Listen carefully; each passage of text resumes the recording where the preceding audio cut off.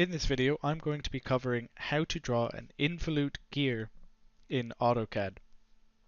The example I'm going to be working from is the worked example on page 303 of David Anderson's book. In this question, we are given the pitch circle diameter of 160 millimeters, a module of 10, and the pressure angle, which is 20 degrees. In order to start this question, we're going to draw in our pitch circle. So if it's 160 millimeters diameter, that means it's an 80 mil radius. Now, we need to figure out the radius of our tip circle and our root circle. The tip circle being the highest point that the gear tooth will hit, and the root circle being the lowest point of the gear tooth. In order to calculate this, we need to figure out the addendum and the dedendum. The addendum is for the tip circle and the dedendum is for the root circle. The addendum is always equal to the module, in this case the module being 10, which means the addendum is 10 millimeters. So what we do is we add the addendum onto the pitch circle to get our tip circle. In this case 80 millimeters plus 10 gives us 90. So I'm just going to put in a circle of radius 90 here. So we have our tip circle and our pitch circle. The dedendum is equal to 1.25 times the module. So in this case it's 1.25 times 10, which is 12.5 millimeters. Because this circle is going to be smaller than our pitch circle, we have to take this 12.5 millimeters away from the pitch circle radius. In this case, we will be left with a radius of 67.5 millimeters. Now, in order to get the involute profile, we need to get the involute of a circle. This circle is specifically called the base circle. In order to figure out the base circle diameter, we have to use the equation pitch circle diameter multiplied by the cosine of the pressure angle. In this case, it would be 160 millimeters multiplied by the cosine of 20 degrees, which gives us 150.4 millimeters.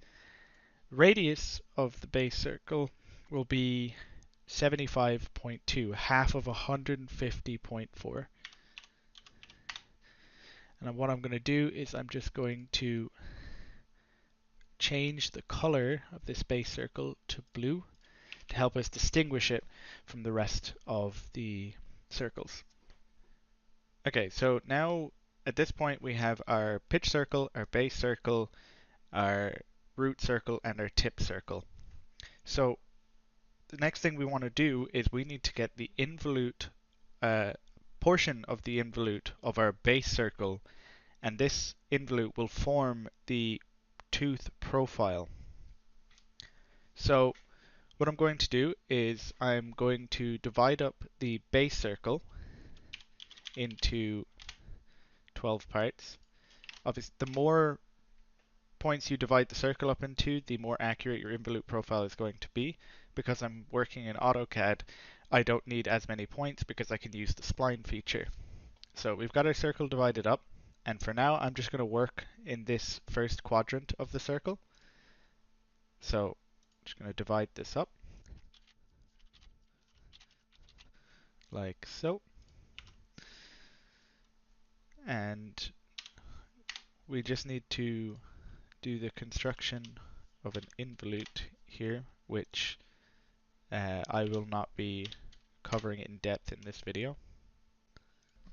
Okay, so now we found our points on the involute profile, so I'm just going to use the spline tool here, and I'm just going to click through each of the points like so. And there we have a portion of the involute of the base circle. So the tip circle, this outer one here, is what dictates the highest point of the tooth, so we don't need any more of the involute past this point here. So I'm just going to mark in that point where those two meet, and I'm going to use the trim function just to tidy this up a bit, like so. And we can get rid of these construction lines now, since we don't need them anymore, and we don't need these points. So here we have the involute of our tooth. So now that we have our involute of one side of the tooth, we need to find where the other side of the tooth is, the tooth thickness, and the distance between each tooth. So in order to do this, we need to calculate what's called the circular pitch, which is the distance from one point on a tooth to a similar point on the next. So what I mean by this is if we take like this point here where the involute cuts our pitch circle, the circular pitch would be the distance from this point to the same point on the next tooth. So in order to calculate this, the circular pitch is equal to pi times the module. So in this case, pi times 10, which is 31.4 millimeters.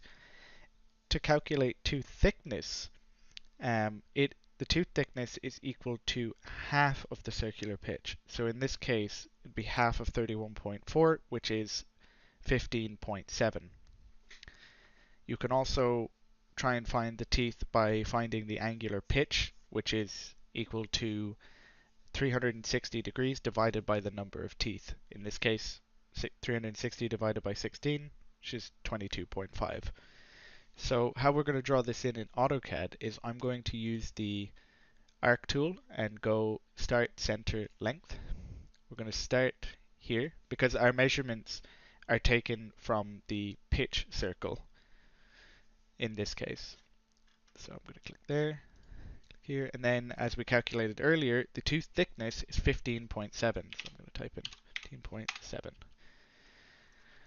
And what I'm going to do is, since I'm in AutoCAD, I'm going to use the mirror feature to mirror this involute profile to create the other side. In this case, if we were drawing this by hand, you would use axial symmetry. So you would have a chord coming across here, bisect that, and then using axial symmetry, you can get your other points.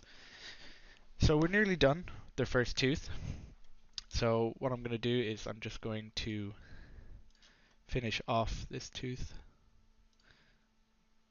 like so. And as we mentioned earlier, we have the root circle here, which shows the lowest point of our tooth. So finishing the tooth off, you can smoothen it out and make it look more aesthetically pleasing, but you can just connect the base of the tooth back to the center of the circle. And what I'm going to do is I'm just going to quickly trim these. I'm going to get rid of these lines here since we don't need them anymore. So we now have one tooth basically complete. Since we're using So now we have one tooth basically complete, and what I'm going to do is I'm going to use AutoCAD's polar array function. I'm going to select just the outer parts of the tooth that I want, and I'm going to array it around the center of this circle. And as we calculated earlier, the number of teeth for this gear is 16. Just going to put 16 in there, and there we have it. We have our involute gear profile.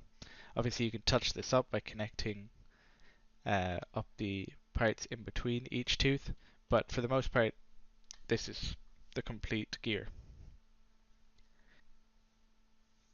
It's unlikely that you'll ever be asked to draw a complete gear profile or even just a specific number of teeth. Most questions ask for half the teeth because it's incredibly tedious. There's a lot of construction work. Obviously here in AutoCAD I can just copy paste the things I need, but if you were to draw this by hand you'd likely need tracing paper. However, what they could be asked is to calculate things like the base circle, root circle, tip circle, maybe draw the involute or the profile of one tooth. So it's important to know how to draw one of them, and then you might be asked to mark in where the other teeth would be. You can do this using the circular pitch that we talked about earlier or the angular pitch. And that's pretty much it. The most difficult thing, I think, when it comes to drawing these gears is just remembering the calculations that you have to do to figure out the different parts, because really the only construction work in it is the involute of a circle and concentric circles.